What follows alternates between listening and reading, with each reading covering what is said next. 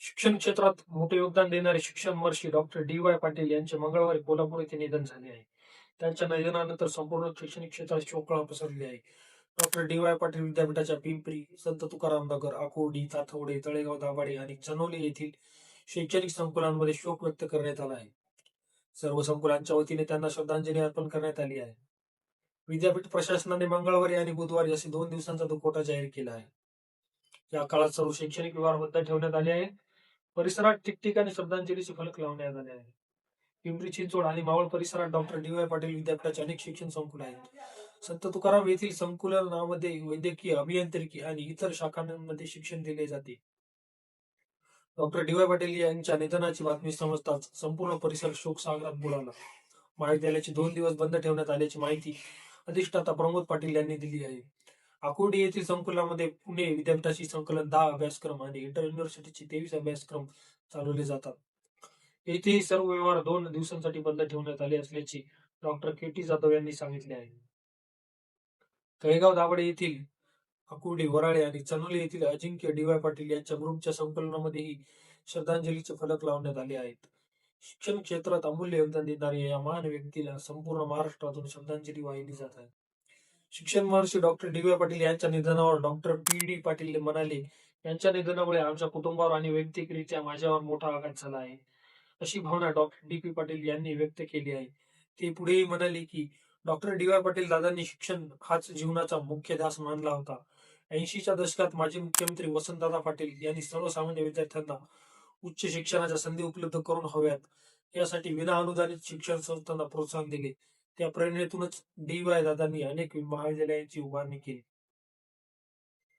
जीवनाच्या सर्व क्षेत्रांना व्यापणाऱ्या विविध विषयांचे शिक्षण देण्यासाठी त्यांनी व्यापक सुविधा निर्माण केल्या. आमच्या संस्थांमधून शिक्षण घेतलेले हजारो विद्यार्थी आज भारतातच नव्हे तर जगभरात आपले कर्तृत्व सिद्ध करत आहेत, असेही त्यांनी नमूद केले. डॉक्टर पाटील पुढे म्हणाले की स्वतःला एक उत्कृष्ट शिक्षण तज्ञ म्हणून घडवण्याचे उद्दिष्ट ठेवून डॉक्टर डी.वाय. दादांनी सक्रिय राजकारणापासून दूर राहणे पसंत केले. शिक्षण हाच त्यांचा खरा ध्यास होता. या क्षेत्रातील त्यांचा अखेरपर्यंतचा प्रवास भावी पिढ्यांसाठी प्रेरणादायी ठरेल. ज्ञानाचा उपयोग समाज परिवर्तनासाठी व्हावा ही त्यांची भूमिका होती. त्यांची ही प्रेरणा संपूर्ण समाजासाठी दीपस्तंभासारखी मार्गदर्शन ठरेल, अशा शब्दात त्यांनी श्रद्धांजली वाहिली. शिक्षण मंत्री डॉक्टर डी.वाय. पाटील यांच्या निधनाबद्दल पंतप्रधान नरेंद्र मोदी यांनी देखील तीव्र शब्दात दुःख व्यक्त केले आहे. पंतप्रधान नरेंद्र मोदी म्हणाले, डी.वाय. पाटील हे शिक्षण आणि समाजसेवेच्या माध्यमातून समाजाची निस्वार्थ सेवा आणि करणारे व्यक्तिमत्व होते. त्यांनी नेहमीच इतरांच्या, विशेषतः गरजू आणि वंचित घटकांच्या जीवनमान उंचावण्यासाठी कार्य केले. त्यांच्या निधनामुळे मला व्यक्तिगतरित्या अत्यंत दुःख झाले. त्यांच्या कार्याचा आणि विचारांचा वारसा पुढे समाजालाही प्रेरणा देत राहील, अशा शब्दात पंतप्रधान नरेंद्र मोदी यांनी श्रद्धांजली वाहिली आहे. शिक्षण मंत्री डॉक्टर डी.वाय. पाटील यांच्या निधनाबद्दल उपमुख्यमंत्री एकनाथ शिंदे यांनी शोक व्यक्त करत भावपूर्ण श्रद्धांजली अर्पण केली आहे. ते म्हणाले, डॉक्टर डी.वाय. पाटील हे केवळ शिक्षण संस्था उभारणारे प्रशासक नव्हते, तर समाज परिवर्तनाचे ध्येय डोळ्यासमोर ठेवून शिक्षणाला नवे क्षितिज देणारे दूरदृष्टीचे शिक्षण मंत्री होते. त्यांनी उभारलेल्या अत्याधुनिक रुग्णालयांमुळे लाखो नागरिकांना दर्जेदार आरोग्य सेवा उपलब्ध झाली. त्यांच्या कार्याचा ठसा समाजावर कायम राहील, अशा शब्दांत त्यांनी आदरांजली वाहिली. राज्यपाल जिष्णुदेव वर्मा यांची प्रतिक्रिया. Doctor DY. पाटील त्रिपुराचे राज्यपाल असताना त्यांच्याशी माझा जवळचा परिचय झाला होता. त्यांचा विनम्र आणि सौजन्यशील स्वभाव उल्लेखनीय होता. त्यांनी आपल्या कार्यकाळात राज्यपाल पदाची प्रतिष्ठा वाढवली. गेल्या 3 दशकांत त्यांच्या संस्थांनी लाखो विद्यार्थी घडवले असून ते आज विविध क्षेत्रात महत्वपूर्ण योगदान देत आहेत. उपमुख्यमंत्री सुनेत्रा पवार यांनी देखील श्रद्धांजली वाहिली. त्या म्हणाल्या, डॉक्टर डी.वाय. पाटील यांनी शिक्षण क्षेत्र हे समाज परिवर्तनाचे प्रभावी माध्यम मानून आयुष्यभर कार्य केले. शिक्षण, आरोग्य, क्रीडा आणि समाजसेवा या क्षेत्रांतील त्यांचे योगदान अत्यंत मोलाचे व चिरस्मरणीय आहे. त्यांच्या निधनामुळे देशाने एक दूरदर्शी शिक्षण महर्षी, समर्पित समाजसेवक आणि अनुभवी सार्वजनिक नेतृत्व गमावले आहे.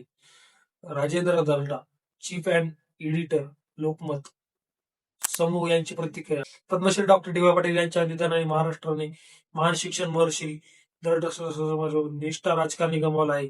तळागाळातील सामान्य कुटुंबापासून प्रवास करत त्यांनी सामाजिक, व्यावसायिक व तांत्रिक शिक्षणाचा पाया भक्कम केला आहे. पुणे, नवी मुंबई आणि कोल्हापूर येथे जागतिक दर्जाच्या शैक्षणिक संस्था, वैद्यकीय व अभियांत्रिकी महाविद्यालयाची उभारून त्यांनी लाखो विद्यार्थ्यांचे भविष्य घडवले आहे. 1991 मध्ये भारत सरकारने त्यांना पद्मश्री पुरस्काराने सन्मानित केले. कोल्हापूरचे नगरसेवक आणि आमदार म्हणून त्यांनी जनसेवा केली. तसेच त्रिपुरा, बिहार आणि पश्चिम बंगालचे राज्यपाल म्हणूनही त्यांनी कर्तव्य उत्तम पार पाडले. त्यांच्या निधनाने सामाजिक व शैक्षणिक क्षेत्रातील दैदिप्यमान पर्व संपले आहे. हेही पोकळी भरून न निघणारे अशा महान कर्मयोग्याला भावपूर्ण पूर्ण श्रद्धांजली. अशा प्रतिक्रिया सामाजिक लोकांनी व्यक्त केल्या आहेत. तरी या तरी शिक्षण क्षेत्रातील डी.वाय. पाटील यांच्याबद्दल तुमच्या काय प्रतिक्रिया आहेत ते आम्हाला कमेंटमध्ये नक्की कळवा. भेटू पुढील व्हिडिओमध्ये. तोपर्यंत जय महाराष्ट्र.